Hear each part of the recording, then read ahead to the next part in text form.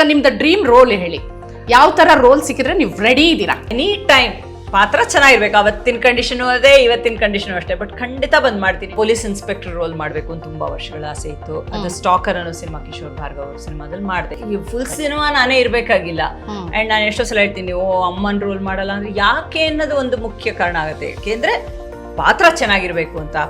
ಪಾತ್ರ ಚೆನ್ನಾಗಿರ್ಬೇಕಿಲ್ಲ ಅಜ್ಜಿ ರೋಲು ಮಾಡ್ತೀನಿ ಅಂದ್ರೆ ಹಂಗೆ ಅದಕ್ಕೊಂದು ಇಂಪಾರ್ಟೆನ್ಸ್ ಇರಬೇಕು. ಆ ವಿಷಯದಲ್ಲಂತೂ ನಾನು ಯಾವಾಗ್ಲೂ ಎಕ್ಸಾಂಪಲ್ ತಗೊಳ್ಳೋದು ಉಮಾಶ್ರೀ ಅವರು ಒಡಲಾಳ ಮಾಡಿದ ಕಾಲದಲ್ಲಿ she was very Young, but ಅಜ್ಜಿ ಪಾತ್ರ ಮಾಡಿದ್ರು. ಯಾಕೆ ಆ ಪಾತ್ರ ಆಗಿತ್ತು. ನೀವು ಈಗ ಬಹಳಷ್ಟು ಜನಕ್ಕೆ ಏನು ಕನ್ಫ್ಯೂಷನ್ ಅಲ್ಲಿ ಇರ್ತಾರೆ ಅಂದರೆ, ನೀವು US ಅಲ್ಲಿ ಇರ್ತೀರಾ, ಸೊ ಇಂಡಿಯಾಗೆ ಯಾವಾಗ ಬಂದ್ರಿ ಅನ್ನೋದು ಈಗ ಸೋಷಿಯಲ್ ಮೀಡಿಯಾದಲ್ಲಿ ನಾವುಗಳು ಆಕ್ಟಿವ್ ಇರ್ತೀವಿ, ಹಾಗಾಗಿ ಗೊತ್ತಾಗತ್ತೆ ನಮಗೆ.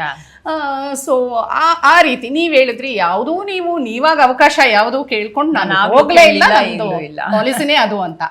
ಸೊ ಹೇಗೆ ಕಂಡಿಡ್ಕೊಳ್ಳೋದು, ಹೇಗೆ ಈಗ ಫಿಲ್ಮ್ ಮೇಕರ್ಸ್ ಆಗಲಿ, ವಿದ್ಯಾರ್ಥಿ ಭವನ್ ಫೋಟೋ ಅಂದ್ರೆ ನಿಮ್ಮನ್ನ ಸಿನಿಮಾಗೆ ತಗೋಬೇಕು ಅಂದ್ರೆ ಇವ್ರದ್ದು ಸೋಷಿಯಲ್ ಮೀಡಿಯಾ ಫಾಲೋ ಮಾಡ್ಬೇಕು. ಸುಮಾರು ಜನ ಆಕ್ಚುಲಿ ನನಗೆ ಮೆಸೇಜ್ ಮಾಡ್ತಾರೆ ಸೋಷಿಯಲ್ ಮೀಡಿಯಾ, ನಾನು ಆಕ್ಟಿವ್ ಆಗಿದ್ದೀನಿ ಅಂತ.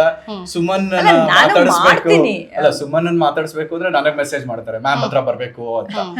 ಬನ್ನಿ ಮಾತಾಡಿ ಅಂತೀನಿ ಅವಾಗ.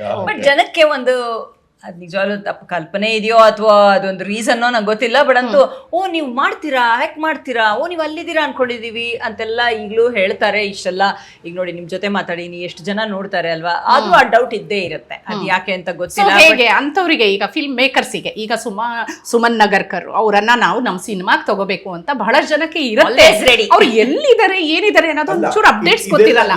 ಅಂತವ್ರಿಗೆ ಏನ್ ಹೇಳ್ತೀರಾ? ಇದೆಲ್ಲ ಕೆಲವು ವರ್ಷಗಳ ಹಿಂದೆ ಹಂಗ ಅನ್ಕೋಬಹುದು.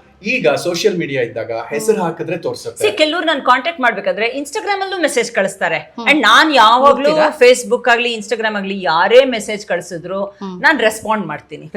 ಮಾಡೇ ಮಾಡ್ತೀನಿ. ಸೊ ನಾನ್ ರೆಸ್ಪಾಂಡ್ ಮಾಡೇ ಮಾಡ್ತೀನಿ. ಯಾರೋ ಚೆನ್ನಾಗಿದ್ದೀರಾ ಮೇಡಮ್ ಅಂತ ಕೇಳಿದ್ರು ನಾನು ರೆಸ್ಪಾಂಡ್ ಮಾಡ್ತೀನಿ.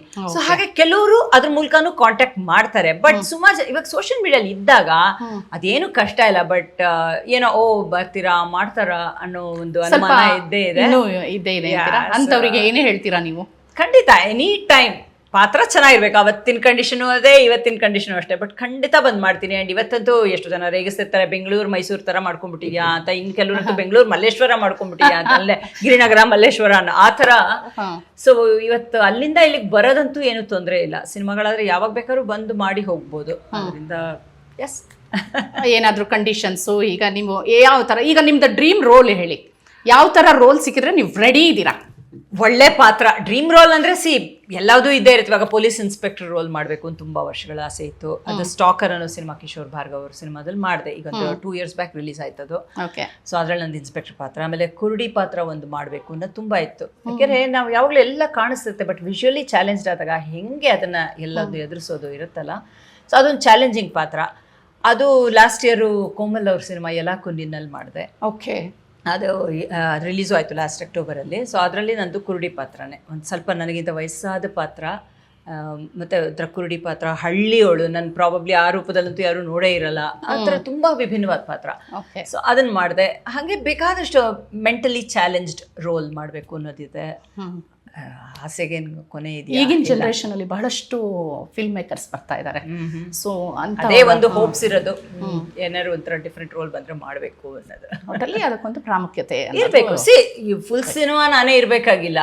ಅಂಡ್ ನಾನು ಎಷ್ಟೋ ಸಲ ಹೇಳ್ತೀನಿ, ಅಮ್ಮನ್ ರೋಲ್ ಮಾಡಲ್ಲ ಅಂದ್ರೆ ಯಾಕೆ ಅನ್ನೋದು ಒಂದು ಮುಖ್ಯ ಕಾರಣ ಆಗುತ್ತೆ. ಯಾಕೆಂದ್ರೆ ಪಾತ್ರ ಚೆನ್ನಾಗಿರ್ಬೇಕು ಅಂತ.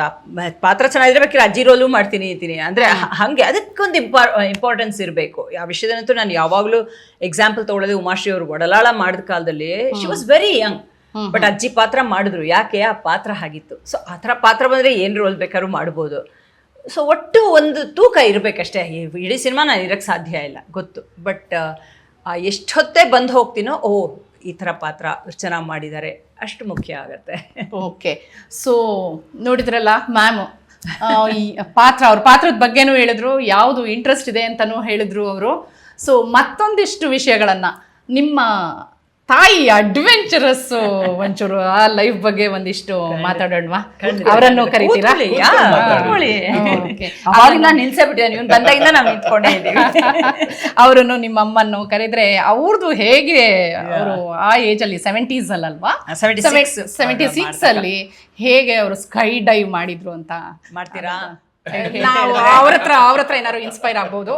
ಅವ್ರನ್ನ ಕರೆದ್ರೆ ನಾವು ಕೇಳೋಣ. ನಾ ಕರಿತೀನಿ. ಓಕೆ.